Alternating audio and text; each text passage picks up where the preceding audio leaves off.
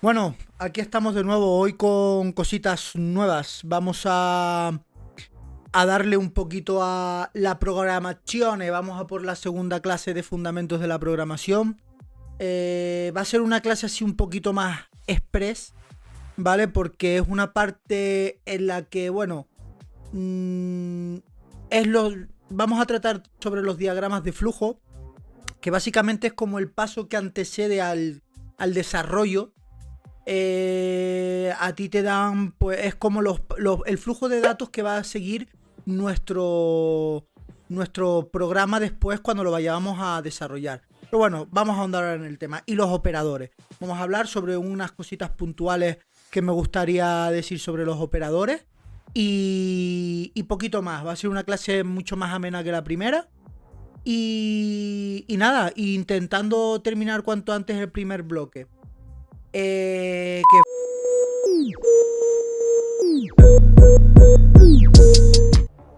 Vale, perfecto, mis platanitos. Pues vamos a darle y vamos a hablar hoy en la clase 2 de fundamentos de la programación. Recuerden, clase 2 de fundamentos de la programación, es decir, estamos, como quien dice, iniciando este proceso. Por lo tanto, son conceptos sencillos para la gente que sabe programar y quizás un poco más complejos para gente que lleve poco programando o nada, ¿vale? Vale, ¿qué vamos a dar hoy? Primero vamos a hablar sobre los diagramas de flujo. Veremos, ya digo, cuando terminemos la teoría, al final veremos algunos ejemplillos y cómo hacer algunos. 2, 3, ya veremos cuántos.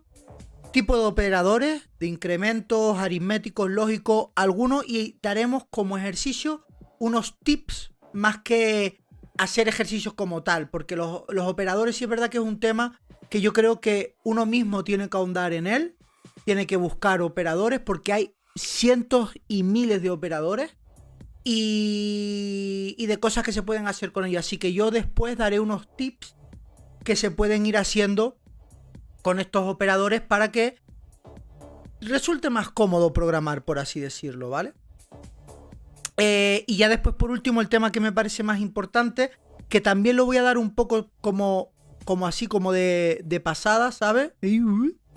Como de pasada, porque es algo que yo después no he utilizado a lo largo de mi vida laboral, pero creo que es necesario saberlo porque es sencillo de conocer, es un concepto bastante clave y después, dependiendo de lo que te dediques, pues puedes que lo utilices más, lo utilices menos. Empezamos con los diagramas de flujo. Lo que veis ahí en la imagen abajo a la izquierda, eso es un diagrama de flujo, ¿vale? En el mundo de la informática, los diagramas de flujo son como una herramienta esencial para planificar y diseñar algoritmos y programas. A ver, esto es la definición de diagrama de flujo. Pero, ¿es totalmente necesario? Tal y como lo vemos en la imagen, no. Se puede hacer mediante pseudocódigo, que está relacionado con los diagramas de flujo, que básicamente es escribir tu programa pues con tu lenguaje natural, español, inglés, lo que quieras. Y a la hora de trabajar en la vida profesional, laboral, del día a día, ¿es totalmente necesario? Sí y no, ¿vale? Sí, porque si vas a empezar algo de cero o te estás iniciando en un proyecto ya que ya ha comenzado, te va a dar y te va a resultar más sencillo aprender el flujo de datos de un proyecto, ¿vale? O de un programa o de un trozo de código, ¿vale? Y no porque no vas a estar tú constantemente para aprender el flujo de datos de un algoritmo, de un programa, vas a estar dibujando uno de estos. Yo, por ejemplo, que desarrollo una aplicación web para Iberdrola, no voy a estar dibujándome el diagrama de flujo de cada trozo de código que toco, porque es un monstruo. Entonces, pues, no lo uso en mi día a día, pero para aprender a pensar lógicamente y cómo funciona o cómo viaja los datos a través de nuestro programa, para iniciar en la programación, los veo bastante interesting, ¿vale? Entonces, Los diagramas de flujo permiten visualizar de una manera gráfica, como vemos ahí, los pasos necesarios para resolver un problema. ¿Por qué? Porque al final un algoritmo es un conjunto de pasos para la resolución de un problema, ¿vale? Entonces, básicamente podemos ver de forma gráfica cómo solucionaríamos un problema. Vale, un diagrama de flujo representa la esquematización gráfica de un algoritmo. El diagrama de flujo muestra el sistema como una red de procesos funcionales conectados entre sí por tuberías y depósitos de datos que permiten describir el movimiento de los datos a través del sistema. Vamos a entender como tuberías las flechitas y como depósito los cuadraditos que vemos aquí, ¿vale? Se les llama diagrama de flujo porque los símbolos utilizados se conectan por medio de las flechas para indicar la secuencia de operaciones, y el diagrama de flujo representa la forma más tradicional y duradera para especificar los detalles algorítmicos de un proceso. Vale, los diagramas de flujo se utilizan para una amplia variedad de propósitos, ¿vale? Puedes planificar el diseño de un programa, depurar un programa o documentar un proceso, como decía Ryuk. Esos son para mí los tres usos claves de un diagrama de flujo, o para lo que yo le veo mayor uso, ¿vale? Nada, aquí lo podemos ver. Su correcta construcción es importante porque a partir de ello se escribe nuestro programa en un lenguaje de programación. Describe lugares de origen, de destino de datos, transformaciones a las que son sometidos los datos, etc. Se utilizan símbolos para representar estas operaciones específicas. Representan, lo dicho antes, visualmente el flujo de datos y se utiliza para realizar un análisis del proceso, ¿vale? O sea, al final, los diagramas están, para mí, en el pre y en el post desarrollo de tu aplicación. En el pre, porque como bien ha indicado Ryu, como bien he dicho yo antes de los usos, pues para documentar todo tu proyecto, para planificar ese proyecto, y bueno, para depurar, pues porque a veces las cosas son grandes y lo tienes que dibujar, pero yo en el momento de depurar lo veo más como que tú en tu mente dibujas el flujo de datos de tu programa, básicamente. Vale, entonces, los símbolos pueden representar operaciones aritméticas de entrada, salida de datos, de decisiones, bucles, etcétera, ¿vale? Aquí vemos la simbología que suelen tener los diagramas. Hay gente que añade más, hay gente que añade menos, todo depende. Pero lo importante es que tenemos el inicio y el fin. Se utiliza para representar el inicio y fin del algoritmo. Esta es la toma de decisiones, como ya hemos hablado en la clase 1, pues el típico condicional, ¿vale? Esto es el conector que se utiliza para enlazar dos partes de un diagrama. Por ejemplo, si en nuestro programa tuviésemos dos funciones, ¿vale? Pues este conector nos serviría para conectar la salida de datos de una función a la entrada de datos de otra, ¿vale?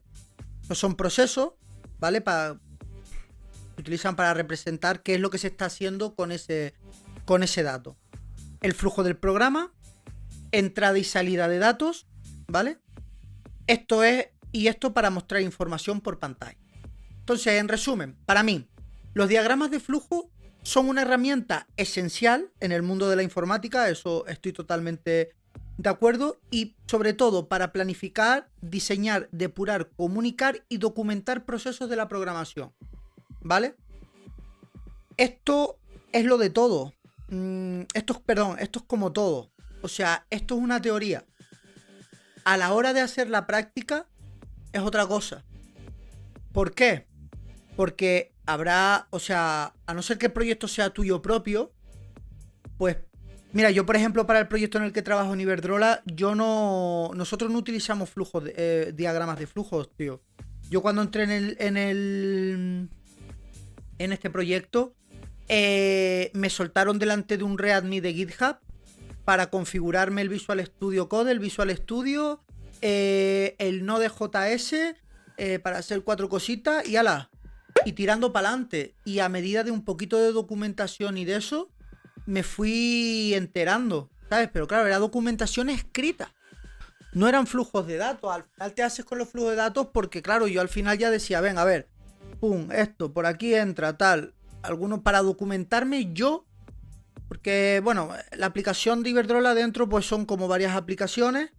Cada uno estamos en una parte del proyecto, por así... Sí, no, son como subproyectos. Entonces cada grupo estamos en diferentes subproyectos. Pues claro, pues yo dije, venga, me voy a documentar mi subproyecto. Lo tengo documentado, tal, y todo eso. En otros trabajos que he estado, pues ni siquiera eso. Ni siquiera documentación, sino aprendías a base de palos. Cosas así. Y sí, he estado en algunos con bastante documentación buena, como diagramas. Y con diagramas, perdón. Y sinceramente, la diferencia entre tener tu documento, o sea, tu proyecto documentado con diagramas de flujo y no tenerlo, bajo mi punto de vista, que esta es mi opinión, no es tan grande. No es tan grande. O sea, te puedes ahorrar tiempo, en eso estoy de acuerdo. Pero se termina entendiendo y resulta... Mientras haya un poco de documentación, una persona que sabe programar no tarda más de unas semanas en hacerse un poco con el proyecto que tiene entre manos. Alguna cosita que va faltando, tal, pero poco más. Vamos a pasar a los tipos de operadores. Vamos a hablar un poquito sobre los tipos de operadorcitos que hay en C++ o en cualquier lenguaje de programación. Y también un poquito sobre algunos tips que haya que luego veremos, ¿vale? Esto es una clasificación que yo he hecho base o básica. Los que yo más suelo utilizar en el día a día, lo que yo más... a lo que más yo suelo recurrir, ese tipo de cosas, ¿vale? Hay muchos más. Tenéis la documentación de C++. Podéis poner en Google operadores en programación y te aparecen 1000 páginas explicándote línea a línea qué hace cada operador, cuántos tipos de operadores hay, etcétera, etcétera, etcétera. Aquí vamos a hacer un poquito más rapidito, no rapidito, pero sí más ágiles y también dejaros un poco a vosotros el que investiguéis, ¿vale? Entonces, lo primero que podemos ver aquí es los operadores aritméticos. Operadores aritméticos de toda la vida, que utilizan para crear expresiones matemáticas. La suma, la resta, la multiplicación, la división, la potencia, que es con el sombrerito, etc. También tenemos el operador porcentaje, que ya sabéis, porque lo dimos en la clase anterior, que es el módulo, que esto lo que hace es devolver el resto de la división entera del primer operando entre el segundo. No puede ser aplicado con operadores en coma flotante, tiene que ser entero. ¿Vale? O sea, un int. No vale un float, ni un double, ni hostia. ¿Vale? Hay muchos más. Yo, de momento, lo voy a dejar en esto. Y si queréis que profundicemos, pues me lo dejáis aquí por el chat o cuando suba el vídeo en los comentarios, como queráis, ¿vale? Después tenemos dos tips. Bueno, realmente es un tip. Que son los operadores de incremento y decremento. No son operadores como tal, sino es la consecución de dos operadores aritméticos. Si nosotros ponemos el nombre de una variable seguido de más o de menos, lo que haremos es incrementar el valor de esa variable en 1 o incrementar el valor o decrementar el valor de esa variable en 1. ¿Vale? Es así de sencillo. ¿Qué pasaría si ponemos, por ejemplo, atenciones? ¿Qué pasaría si en dos string ponemos, por ejemplo, el símbolo de más? Que lo concatenamos. ¿Vale? Se junta. Ya eso después lo vamos a ver en la lo diré. En la sobrecarga de operadores, ¿vale, babies? Después lo veréis. Vale. Ahora los operadores de asignación. Después tenemos los operadores de asignación. Esto se utiliza muy fácil para hacer el atajito de no tener que estar haciendo una operación con variable C igual variable A más variable B, por ejemplo. ¿Vale? O si queremos sobreescribir el dato de una variable sobre la misma variable sumándole X cantidad, ¿vale? ¿Qué son lo que hacen estos operadores? Asignan el valor a la variable que tenemos en la izquierda. Es decir, si ponemos más igual, menos igual, pues será, por ejemplo, A más igual 2. Pues será A es igual a A más 2. Lo mismo pasa con la resta, con la multiplicación, con la división.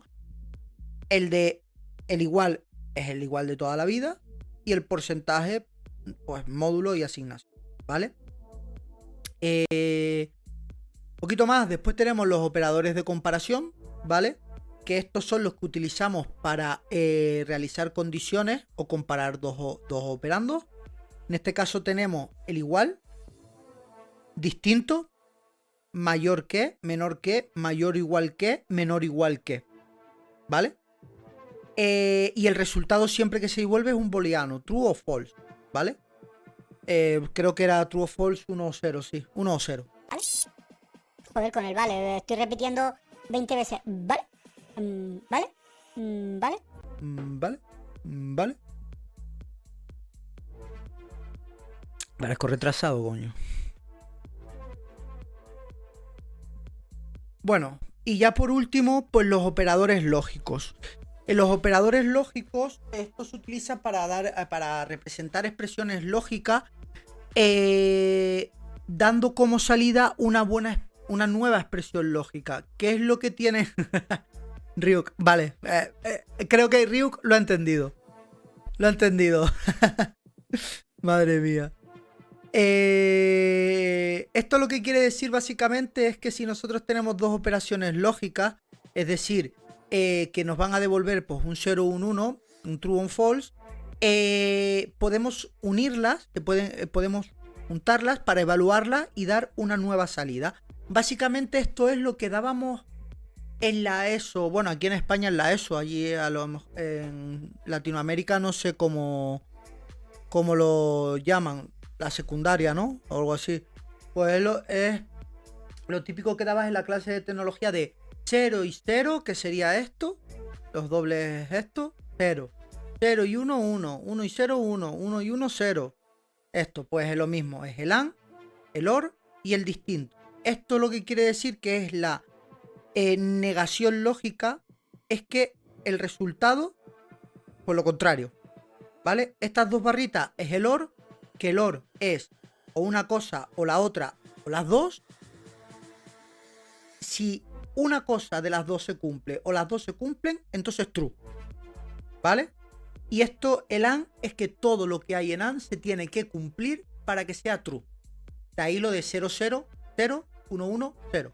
En cambio, aquí, pues sería 1 y 1, 1 y 1, 1, que es false, 0 y 0, 0, 0 y 1, 0, 1 y 0, 0. ¿Vale? Y hasta aquí los tipos de operadores. Después daremos unos tips para que se vean ahí en directo. Ah, es verdad. No, hasta aquí no, babies. Clasificación de tipos de operadores.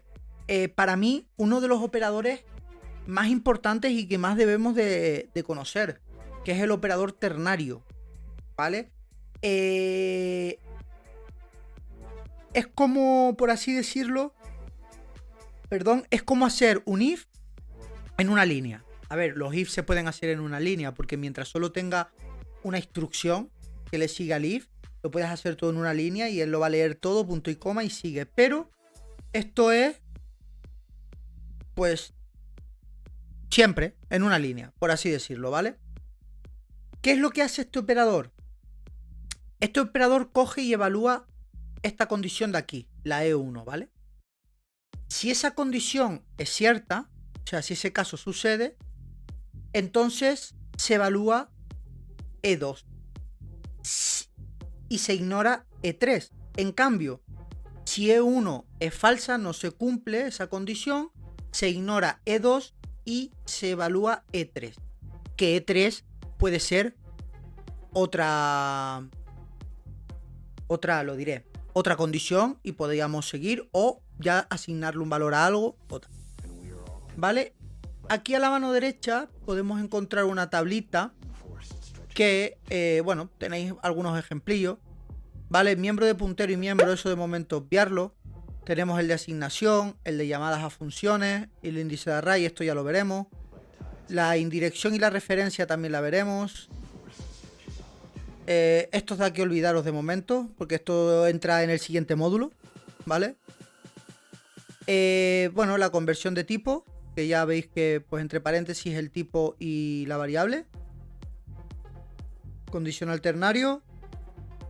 La resolución del ámbito, que esto ya vimos que se puede solucionar utilizando el using y el namespace, ¿vale? Un poco más, tamaño, identificador, asignar almacenamiento. Bueno, esto ya lo veremos. Que aquí en esta tabla hay algunas cositas que se adelantan, ¿vale? Se adelantan un poco. Vale. Var result igual 1 mayor que 0. Sí, no, en ese caso se saldría, o sea, si tú eso, por ejemplo, lo quieres evaluar y mostrar el resultado saldría por pantalla es sí, ¿vale? En este caso. En cambio, si pones 0 mayor que 1, te va a poner que no, porque 0 no es mayor que 1, no se cumple esa condición. Vale. Repito mucho. Ok. Pues nada, continuamos ya. Yo creo que... Ay, anda, aquí mira, se me escapó. Puse sobrecarga de operadores 2. Bueno. Vale.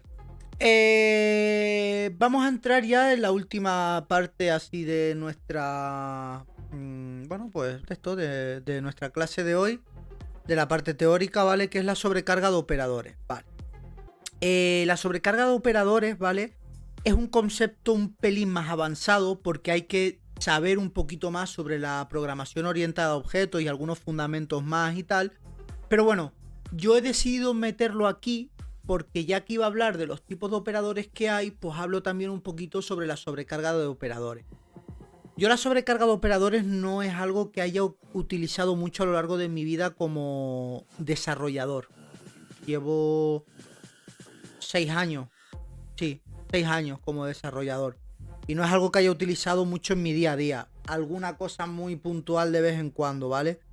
Pero, a pesar de que sea algo un poquito más avanzado, porque se necesita saber más conceptos de la programación orientada a objetos, y no haya sido algo muy utilizado, yo lo he metido aquí porque creo que es algo que hay que conocer, ¿vale? Hay que entender que esta herramienta existe porque dependiendo en el proyecto en el que estemos o lo que estemos trabajando o lo que queramos aprender, pues nos puede servir de ayuda.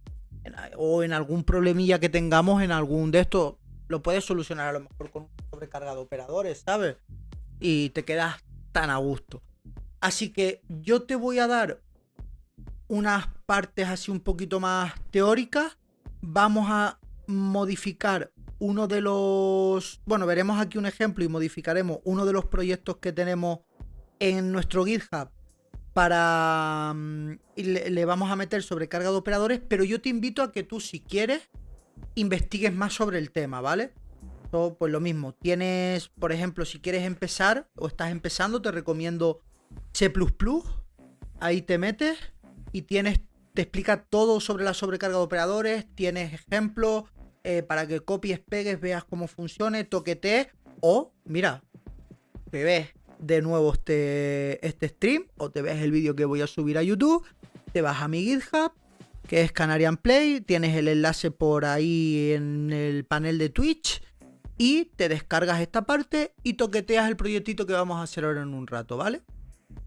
Entonces, ¿qué es la sobrecarga de operadores? La sobrecarga de operadores es un concepto avanzado de la programación y permite definir cómo se van a comportar los operadores. Es decir, el más, el menos, la multiplicación, la división, el módulo, todos los operadores que hemos visto anteriormente, incluso la multiplicación igual de asignación, los de incremento, decremento, los de flujo de datos, cualquier operador. La sobrecarga de operadores define el comportamiento de los operadores, ¿vale? ¿Ves? Lo que estamos diciendo aquí, la sobrecarga de operadores, nos permite definir el cómo se comportan los operadores para un tipo de dato personalizado que se ha creado para un objeto. Por eso de ahí el conceptito un pelín más avanzado sobre la programación, ¿vale? Permite a los programadores definir cómo deben funcionar los operadores. Por si... Esto es básicamente por si queremos trabajar con diferentes tipos de datos, no tener que estar definiendo 1000 cosas, ¿vale? Ya lo veréis después. El dato más claro con el que podéis ver cómo funciona la sobrecarga de operadores es con una calculadora. Y de ahí al cielo. Eso ya. Y además la sobrecarga de operadores nos permite crear tipo de datos personalizados, ¿vale? Por lo tanto, en la programación, los operadores, como son símbolos especiales que indican al programar que realice una operación específica, nosotros lo que haremos con esta sobrecarga es indicarle, pues bueno, que puede hacer X operaciones, ¿vale? Por ejemplo, el operador más se utiliza para sumar dos valores numéricos. Pero, sin embargo, cuando trabajas con tipo de datos personalizados, como puede ser una clase, ese operador puede comportarse de manera diferente, porque puede estar sumando enteros, sumando decimales, concatenando strings, puede hacer muchas cosas, ¿vale? Entonces, la sobrecarga de operadores permite a los programadores definir cómo deben funcionar los operadores para sus propios tipos de datos. Es decir, nosotros nos creamos un dato que va a ser nuestro objeto y le decimos con el operador más cómo se debe comportar, y le decimos al operador más cómo se debe comportar con nuestro objeto, ¿vale?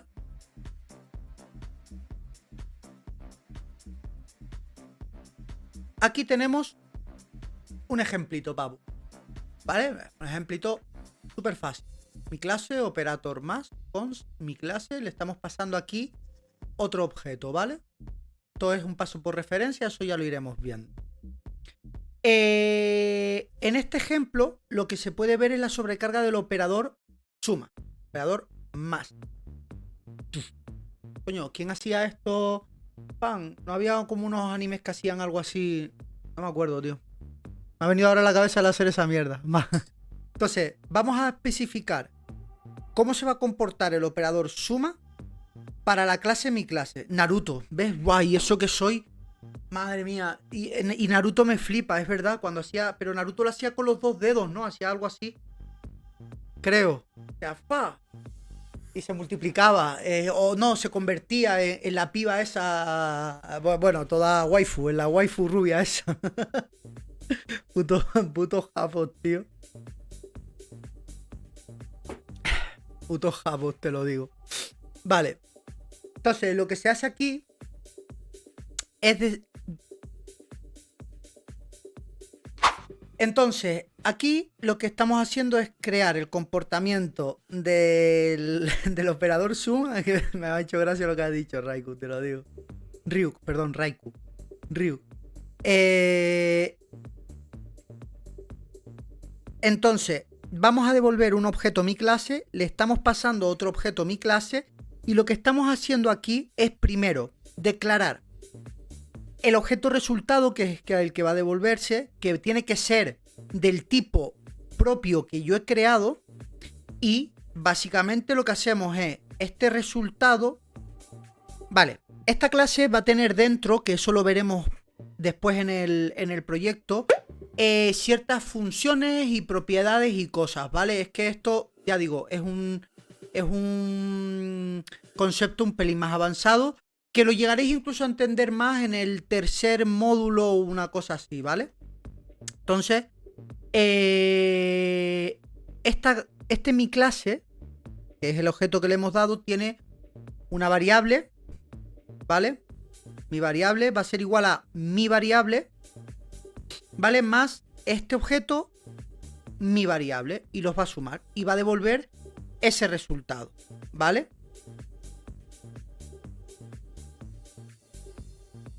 O sea, aquí realmente está haciendo una suma. ¿Qué es lo que pasa aquí? Que esto se va a comportar de manera personalizada según el objeto que yo le pase. Puedo pasar un string, un int, un float y esto va a trabajar de una manera o de otra. ¿Vale? Así que nada, eso ha sido la... Vamos a llamarlo teoría, ¿vale? Que no es teoría ni es nada. ¿Vale? Aquí, pues, en esta última transparencia, gracias por estar escuchando este... Podría que ser pesado escucharme a mí hablar todo el rato de esto, también te digo. Así que gracias por vuestra atención. Bueno, vamos a crear un proyecto. Recordar que aquí estamos trabajando de momento con aplicaciones de consola en C++, ¿vale? Estamos desarrollando aplicaciones de consola. Ok, pues aplicación de consola. Le damos a siguiente. Vamos a llamarle... Se me murió. Ay, ay. Y vete tú a saber dónde se me ha creado esto. A ver.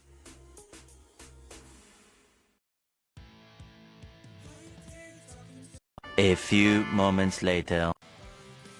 Tip con operadores.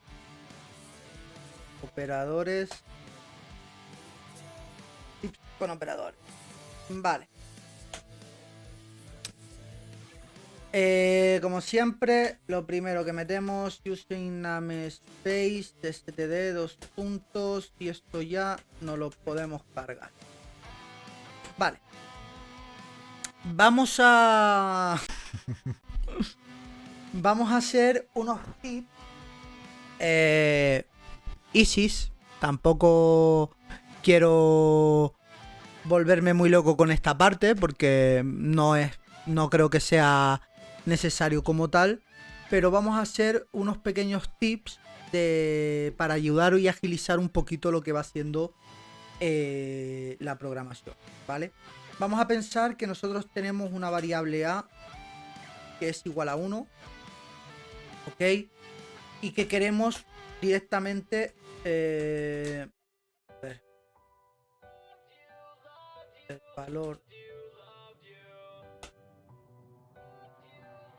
el valor de a es, pues se puede quitar para el carajo, quiero poco, es a, ¿vale? Y aquí vamos a dar nuestro saltito él. Nosotros tenemos una variable que es a igual a 1, ¿vale? Si nosotros ejecutamos esto, nos va a pintar por la consola que a es igual a 1. Vale. No, imaginar que lo que queremos ahora nosotros es incrementar ese valor de nuestra variable en 1. Por ejemplo, como lo haríamos en un for, porque hemos entrado en un bucle y está continuamente actualizándolo, porque es un contador o porque está. Y esto pues fuese, por ejemplo,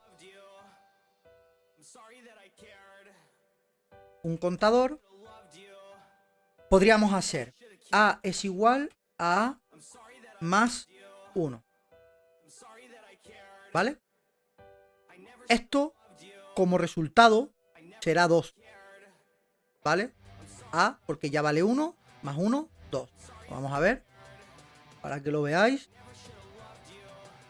2, ¿vale? Aquí lo tenéis. Pero para no tener que estar repitiendo esto, simplemente podríamos poner, como hemos visto antes, esto. Y también A va a valer 2. 2. ¿Vale? Lo mismo sucede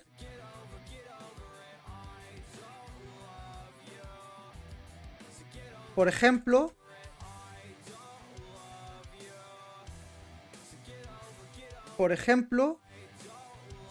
una cuenta atrás, ¿vale? Imaginar que tenemos una variable int b que vale 5 y nosotros queremos ir restándole eso hasta que llegue a 0, ¿vale? Por poner un ejemplo. Entonces, pues podríamos poner b es igual a b menos 1 y esto nos va a dar 4. ¿Vale? Joder, he puesto aquí 20 punto y coma. Por si acaso no se cerraba la sentencia. Vale, el valor de B. ¿Vale? Es 4. Aquí lo podemos ver. Easy, hasta ahora easy. Estos son los que más suelo utilizar yo, ya no solo para dentro de un for, sino para contadores, cuentas atrás, movernos dentro de vectores, que bueno, mediante un for o mediante un while, o para ciertas condiciones de salida de ciertos programas o ejecuciones, ¿vale? Entonces, si yo aquí pusiese B menos menos, la B también me va a salir 4. Aquí lo tenemos. Primer tip, ¿vale? Voy a apuntar aquí para que lo tengáis. Esto es lo mismo que A es igual a A más 1. Esto es lo mismo que B es igual a B menos 1. Vale. Como dice aquí el amigo,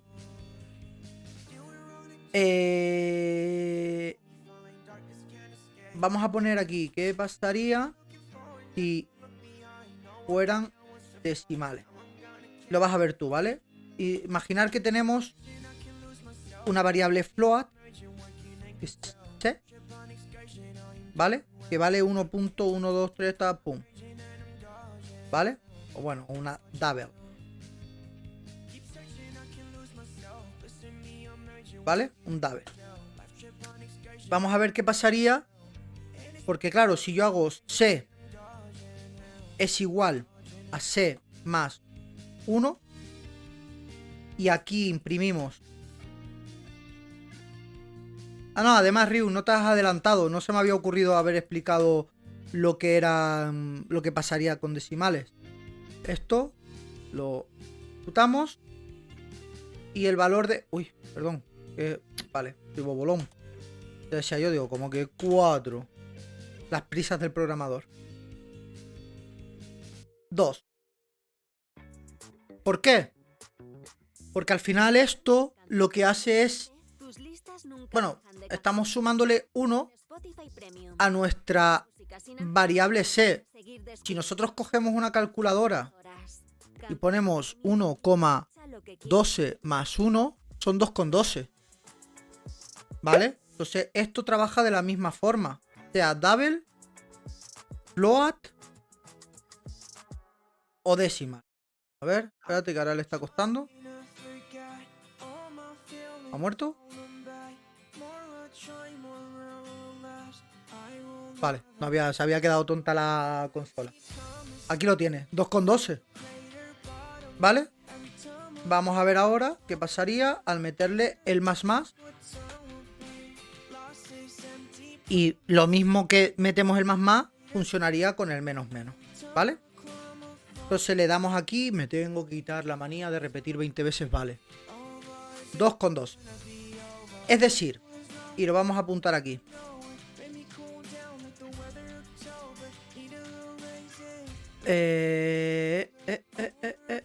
Pum, pum. Los tips de operadores de incremento y decremento se comportan de la misma manera para tipos int, float o double. Tú, Ryu, pregunta las dudas que tengas y, bueno, dudas o lo que te surja, vamos. Más o menos este era el primer tips que queríamos que viésemos. Nos puede ahorrar pues bastante en cuanto al tema de no estar repitiendo código, por así decirlo, ¿vale? Nos quedaría un código más limpio y más bonito. Papam. Que, hombre, no está mal tener un código limpio y bonito. Ok, pues ahora lo siguiente que me gustaría irme es... Vale, vamos a hacer el operador ternario, ¿ok? Para que así vemos su funcionamiento. Bueno, creo que los operadores de comparación, una vez vimos en la clase anterior los condicionales, no harían falta, la verdad. Los operadores lógicos, si queréis, vemos alguno, pero tampoco haría falta. Y los operadores de asignación. Yo creo que vamos a hacer más que nada operador de asignación ahora, que para mí es otro de los tips fuertes. Y el operador ternario. Y pasamos a los siguientes ejercicios, si os parece. ¿Vale? Entonces,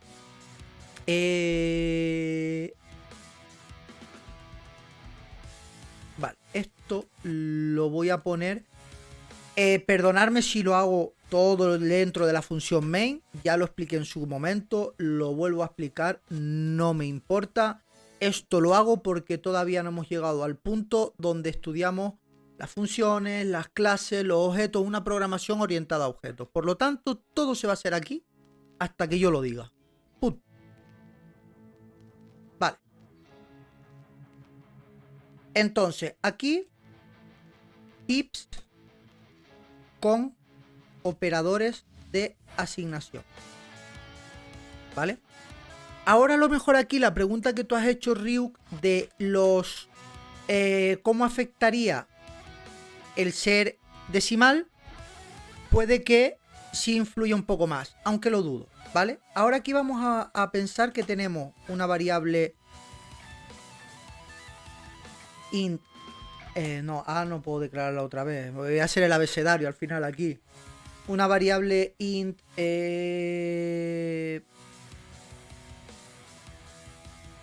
x, ¿vale? Que vale 2. Y ya está. Sí, yo creo que sí. Inde, A, B, C, D. Venga, sí, vamos a seguir el code style. Tenemos una variable que es d igual 2, ¿vale?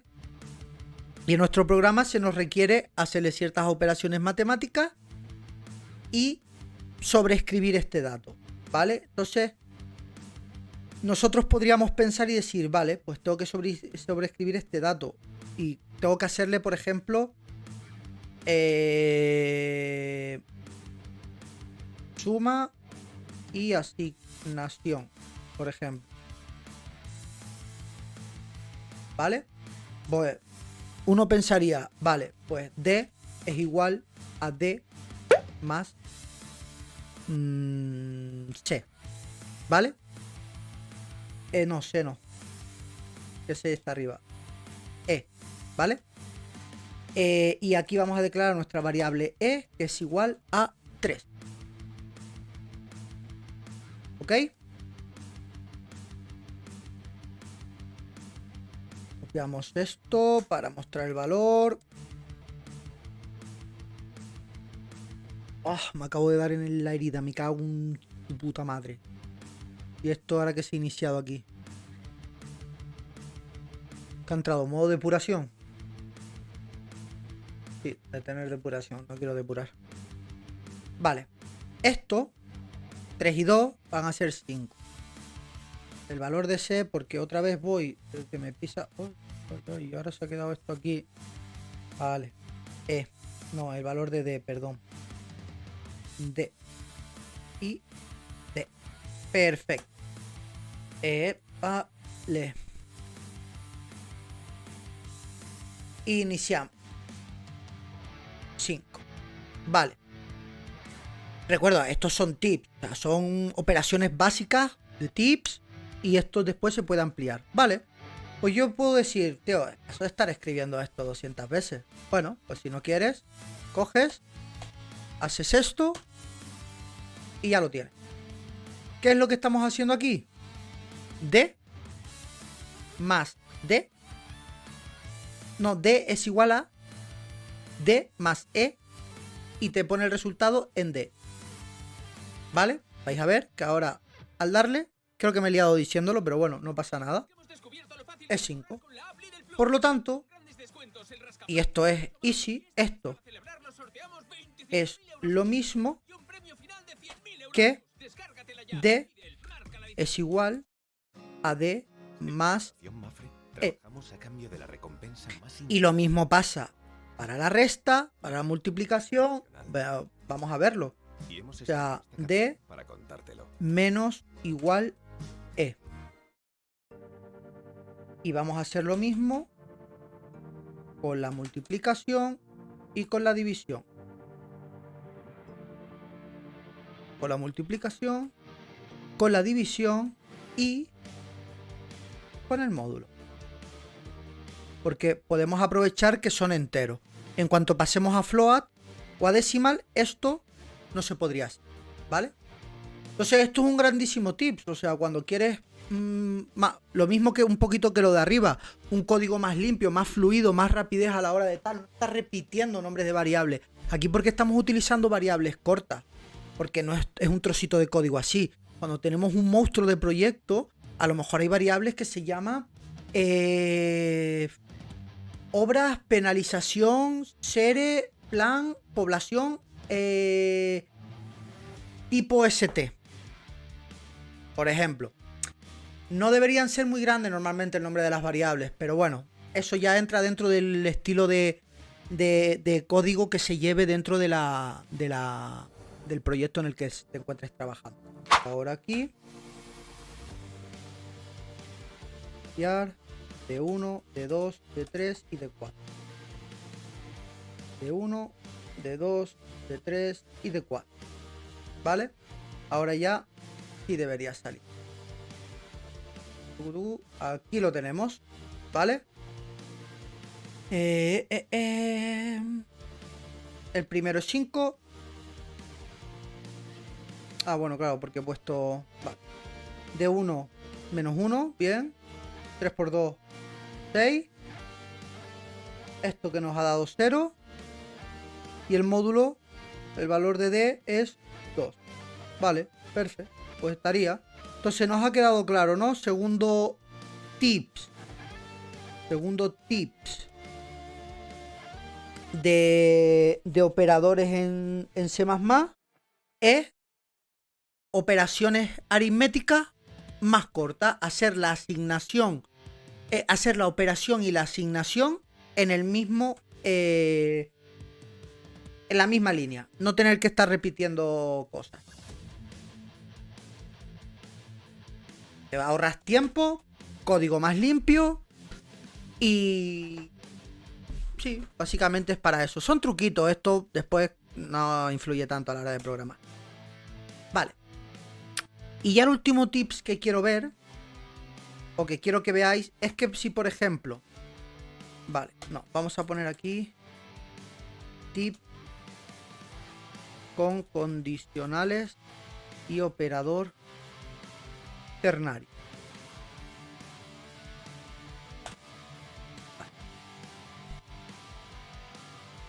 Vale.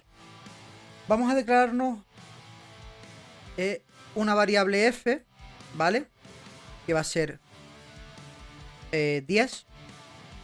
Y otra variable g que va a ser 20. ¿Vale?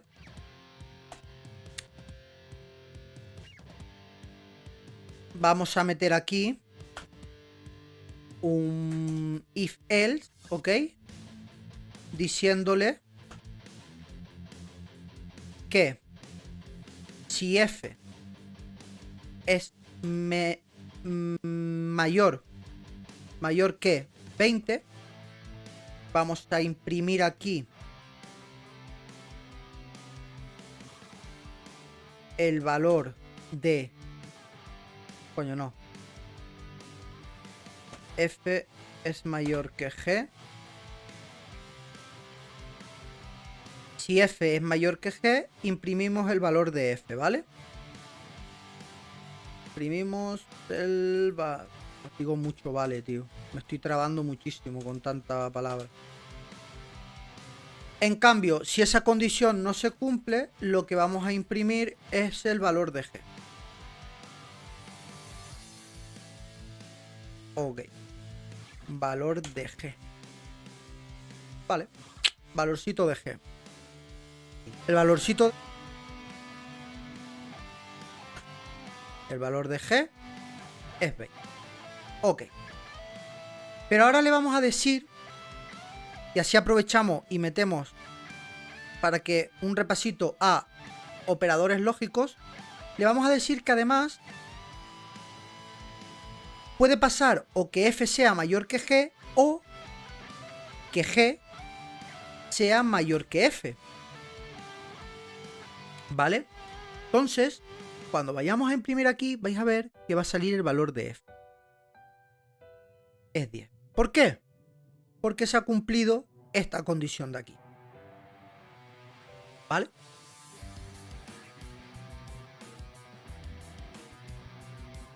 Ahí ya, ¡pam! Repasito para los operadores lógicos que te crió. Tercer y último tip. No es un tip, porque es un operador que existe, pero hay gente que no se acuerda de él. No se acuerda de que existe. Es como los intermitentes en un coche, que nadie los pone, porque no se acuerda que están ahí. Pues este operador es lo mismo. Ya veo. Aprendiendo. Eso es bueno siempre.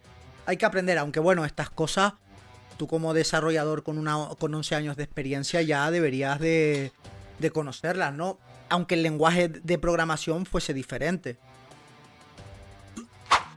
Tenemos esto. Pero ¿qué pasa si yo lo quiero hacer en una línea? Pues para lo mismo.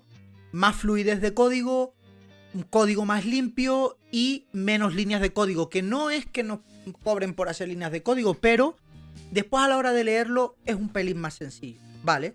Pues nosotros, el operador ternario, le podemos decir prácticamente que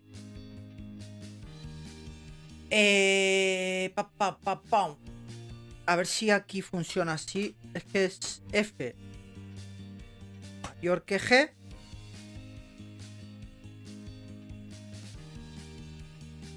¡Pam! F mayor que G. Vamos a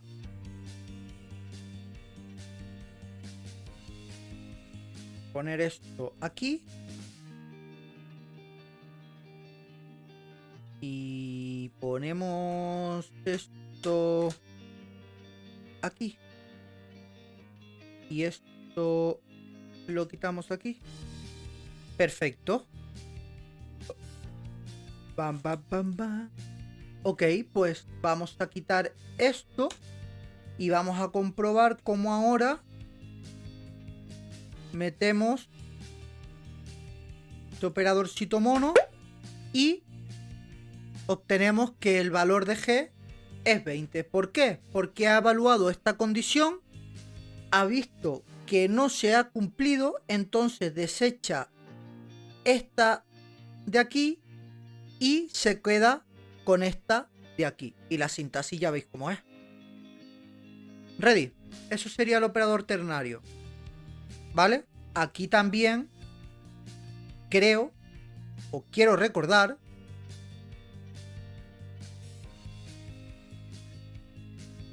vamos a hacerlo al revés. Vamos a meterle aquí. No, coño.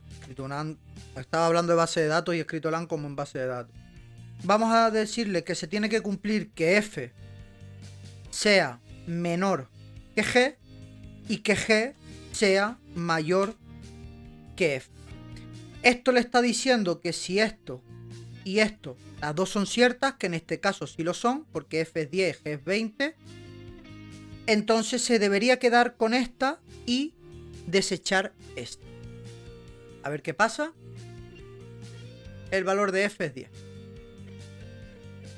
Pues aquí lo tenemos, señores. Esos serían los 3 tips que quería darles yo un poquito así para que lo tuvieseis más... Oye, ciérrate. Más clarinete. Vale, pues mira, vámonos. Yo tengo aquí una de esto que se llama diagramas de flujo, ¿vale?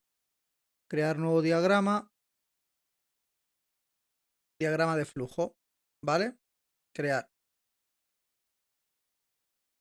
Ay, madre mía. Crear nuevo diagrama. Diagrama de flujo. crear esta y lo vamos a meter en la de calculator. A nivel de esto o hacia atrás. A ver, vamos a ver cómo lo tenemos aquí. No, al nivel de por fuera del calculator application, ¿vale? Ok, aquí. Agregado diagrama de flujo, vale. Diagrama flujo calculator. Ok. Vale, ya lo tenemos creado. Esta va a ser nuestro... vamos a abrir aquí esto un momentito, porfa. Vale. Voy a abriros a ver si ahora va todo normal y bien. Esto. Y me voy a abrir la carpetita de repos. Tucutucu. Calculator. Vale, pues aquí.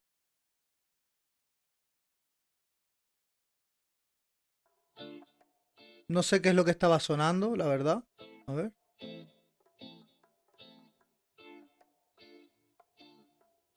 Con gas. Vale, pues ahí lo tenéis. Vale, entonces lo primero que vamos a hacer es el diagrama de flujo del algoritmo que tenemos hecho en bueno, en la rama de calculadora, ¿vale? Entonces, sabiendo eso y viendo lo que hemos visto anteriormente, si queréis. Vale. Este es nuestro pequeño... Este es nuestro pequeño... Vale, perfecto. Ha eliminado uno de estos. Ignorar y quitar seguimiento del elemento. Ahora, y ya tenemos modificado el gitignore y otro más para dentro del gitignore. Este es nuestro algoritmo, ¿vale? Esto es easy. Lo que estamos haciendo es inicio. ¿Cómo hacemos el inicio? Pues mira, vamos a quitar todo esto.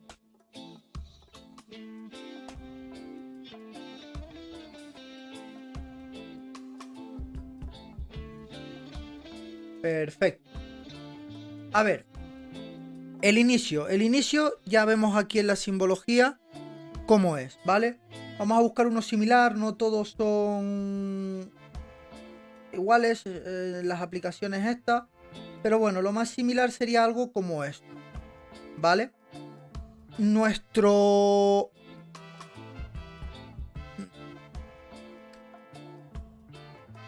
programa va a empezar aquí, inicio, ¿vale?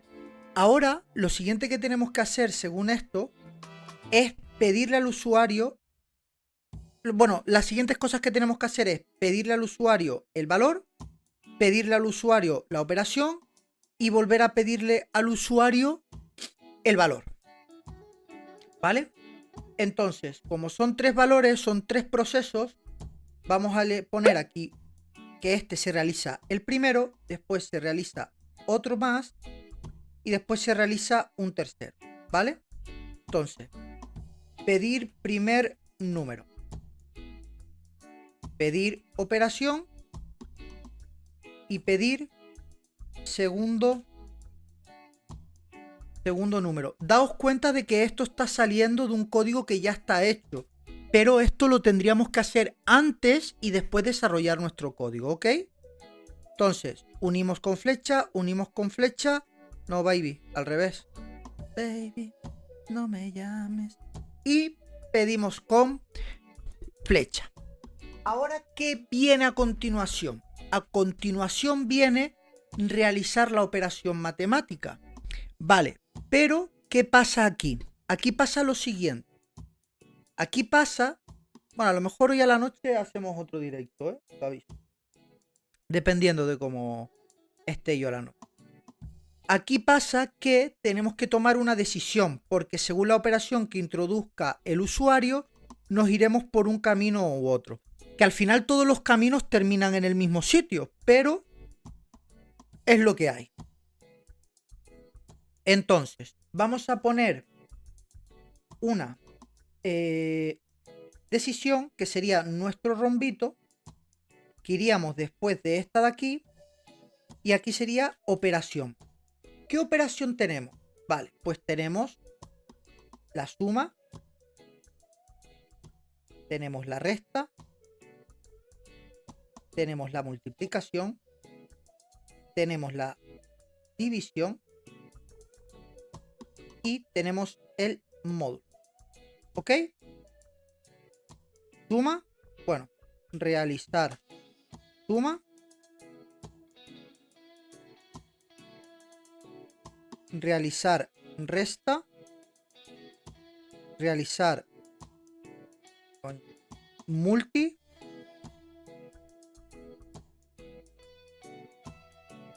y realizar div, y aquí pues aquí se nos va una, aquí es otra, aquí otra, aquí de aquí sacamos otra, esta multiplicación. Oye, bueno, esto lo podemos quitar y ya lo miramos aquí. Todo esto que estoy dibujando aquí, ¿en qué converge? En mostrar el resultado de la operación. Entonces todo va al mismo resultado, al mismo proceso, que es mostrar el resultado. Todo esto sale al mismo sitio. ¿Vale?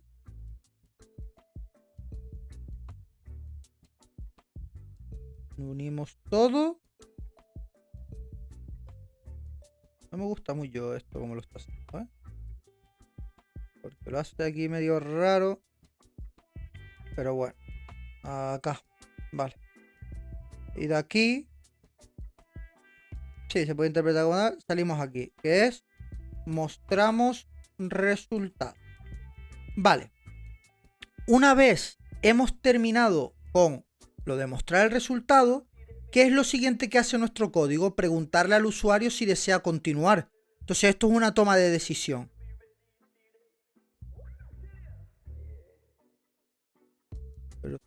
Por lo tanto, una vez mostramos el resultado, nos venimos aquí. Esto es una decisión de continuar. Si nos dice que no, entramos al proceso. No, perdón. Si nos dice que no, adiós, muy buena. Vamos a añadir aquí un texto que es la N. ¿Vale? Y si nos dice que sí, nos venimos por aquí, por aquí, por aquí, por aquí. Y volvemos al inicio. Y vamos a poner aquí un texto como ese. Y este sería el diagrama de... Perdón. Voy a ponerlo aquí. ¿Sí? Y este sería el diagrama de flujo de nuestro proyecto de la calculadora. Lo siguiente que necesita nuestra clase, que esto lo tienen que tener todas las clases, es un constructor, ¿vale? El constructor tiene el mismo nombre de la clase, int v, ¿vale? Y aquí le decimos que valor es igual a v. Ya le estamos dando un valor a nuestro constructor, ¿ok? Y ahora aquí empezamos a meter la sintaxis que hemos visto antes. Número, operator, más, kutuku, esto lo ponemos aquí, un segundito que no me gustan nada las llaves aquí. Ahora ya nuestra clase lo que va a contener, todo esto como está debajo de public, todo esto que estamos poniendo aquí le estamos creando un ámbito público. Ya veremos qué es lo de los ámbitos públicos, tal y todo eso, ¿vale? Entonces esto es el operator más. Esto va a recibir como variable una constante que va a ser también número, lo va a recibir por referencia, ¿vale? Es decir, va a ser una dirección de memoria lo que va a recibir y va a devolver un objeto número, ¿vale? que va a ser valor más n, que es lo que le estamos pasando, por valor, ¿vale? Que tenemos el valor, este es otro diferente, ¿vale? Y lo mismo hacemos para la resta, para la multiplicación, para la división y para los operadores de flujo de datos, ¿vale? Entonces, resta, multiplicación, división, flujo 1, flujo 2, ¿vale?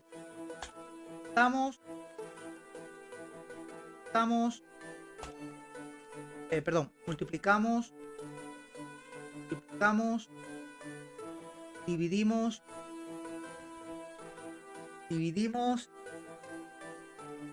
flujo de salida, flujo de entrada, y esto simplemente va a ser un return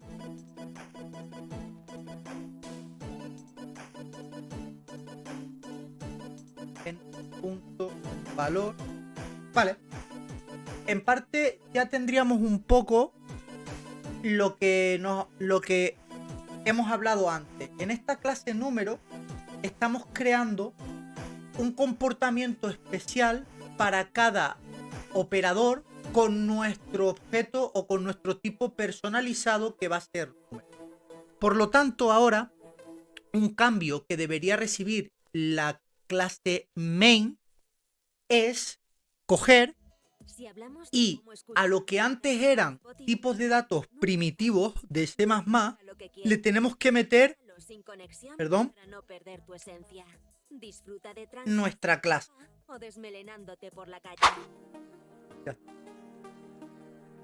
Esto ya lo veremos, ¿vale? Esto ya lo veremos porque este es el constructor por defecto de todas las clases, y esto es otro constructor en el cual estamos diciendo que cuando le venga un valor, ese valor se lo meta a nuestro valor de aquí, ¿vale?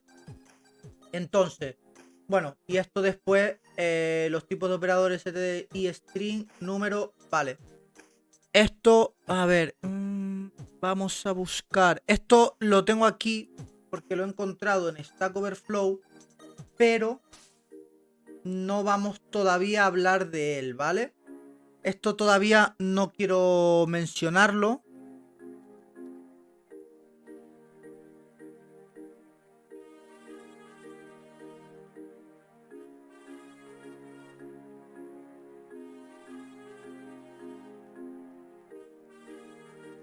Porque esto entrará un pelín más adelante, ¿vale? Pero nosotros le enganchamos aquí esto. Coño.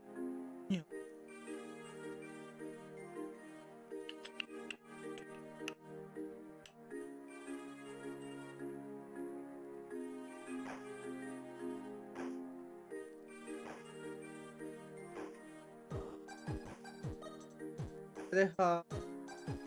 Va a ser una putada.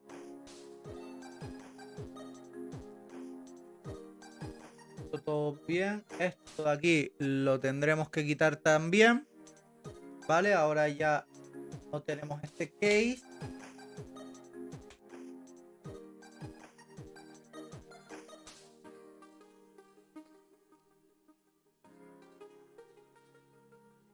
Vale.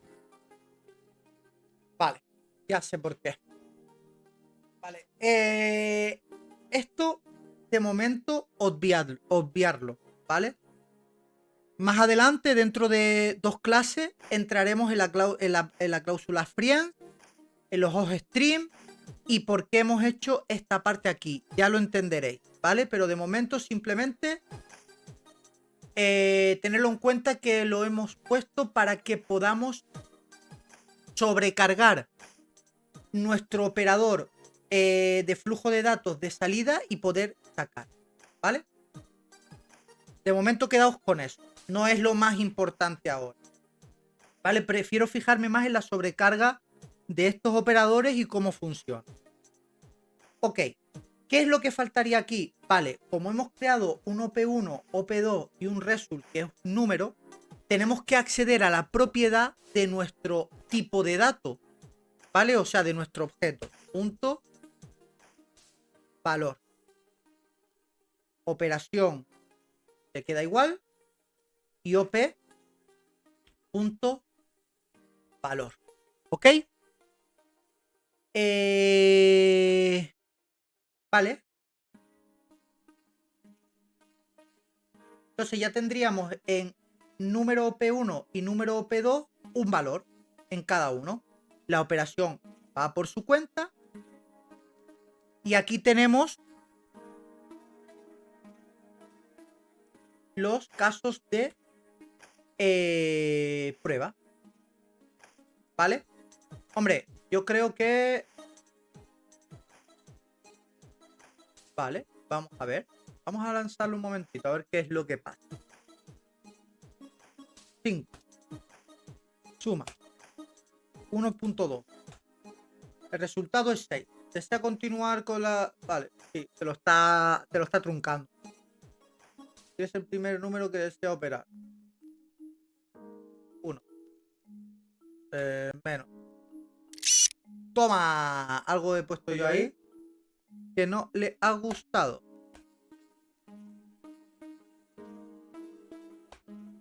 Vamos a volver a lanzarlo y a ver si vemos dónde ha petado. 1. Más. 2. 3. 6. 2. 4. 5.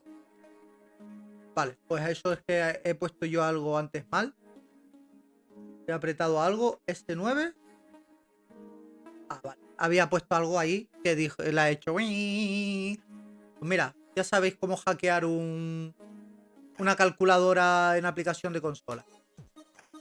¿Vale? Entonces ya tendríamos esto sobrecargado. ¿Qué podríamos hacer nosotros aquí? Pues a ver, nosotros aquí... Matrix, tal cual, Ryuk, Matrix. Nosotros aquí lo que podemos hacer, por ejemplo, es OP1 punto valor es igual a OP1 punto operator más, y aquí le puedo pasar OP2 punto valor. ¿Vale? Una función de conversión de número a int adecuado.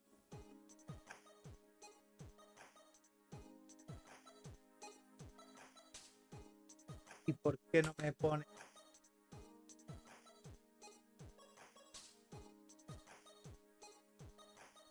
Vale. No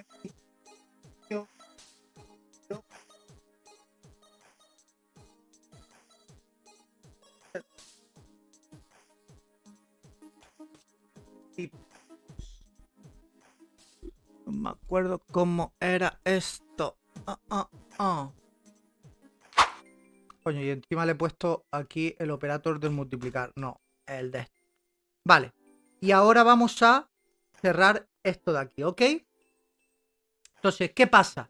Está claro que la variable result en nuestro... ¿Dónde tenemos la variable result nosotros definida? Número...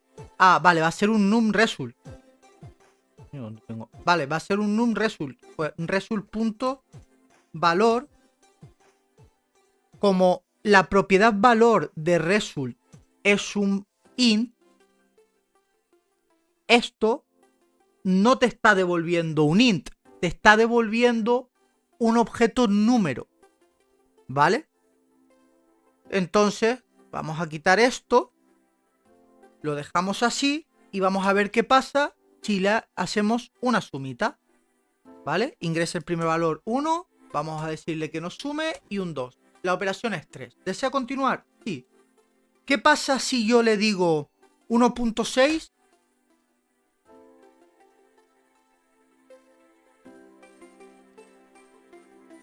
¿Por qué no me deja ponerle decimales? 1, 2. No me gusta esto, ¿eh?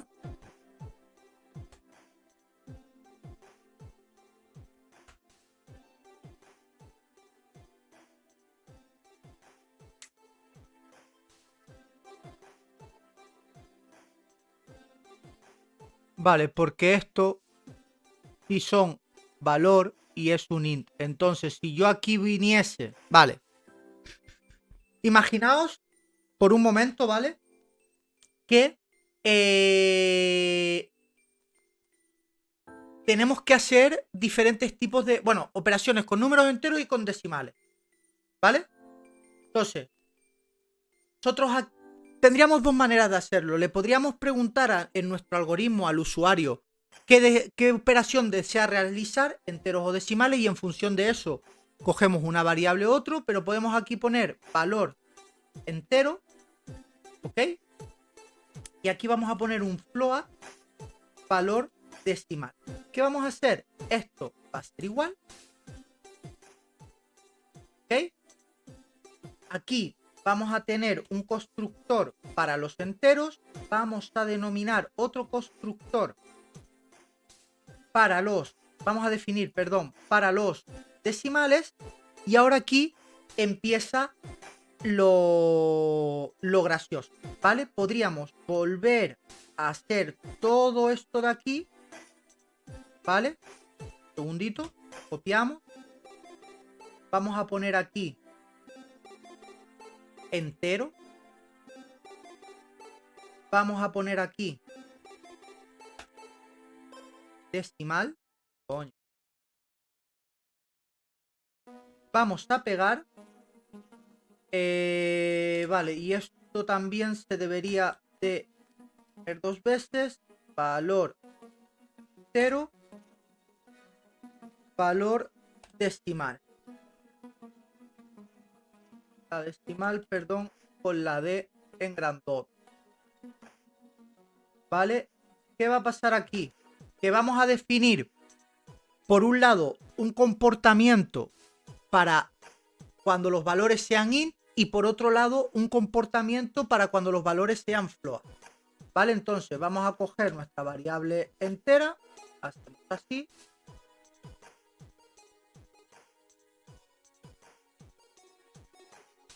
¿Vale? Y ahora vamos a coger nuestra variable decimal.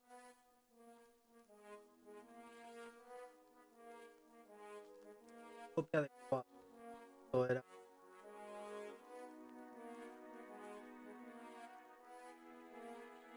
Se copia. Epa.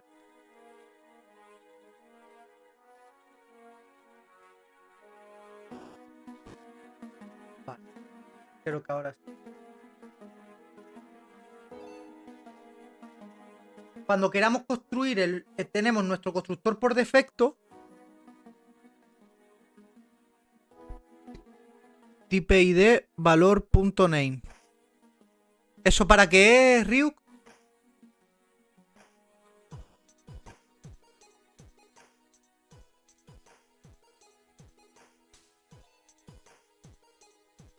Vale, no. Esto.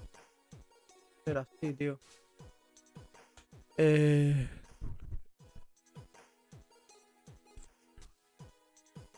Ah, amigo. Vale, es verdad, con el Type ID. Vale, es verdad. Vale, la clase número no tiene ningún constructor de copia adecuado. Vale, porque soy bobolón y esto es un float. ¿Vale? De alguna manera se tienen que diferenciar los constructores, porque si no, es el mismo boludo. ¿Vale? Entonces, ve, ya tenemos un comportamiento específico para los números enteros y un comportamiento específico para los números decimales. Entonces, por ejemplo, yo le puedo pedir a mi usuario que me ingrese un valor decimal ahora, ¿vale? Vamos a seguir con la suma. Esto, bueno, vamos a quitárselo a todos. Y así lo dejamos todo bonito, ¿vale? Fuera. Y fuera. Esto sería la resta, la multiplicación y la división, ¿vale? Esto al final, lo que estoy demostrando aquí es que tú ahora, por ejemplo, le puedes pedir al usuario valores enteros o decimales que no vas a tener que repetir el código solo tienes que definir para cada tipo el comportamiento de tu operador en tu clase, pues ya lo tendrías. Y eso es la sobrecarga de operadores, señores. Es definir comportamientos diferentes para los operadores en función al tipo de dato que yo me he creado.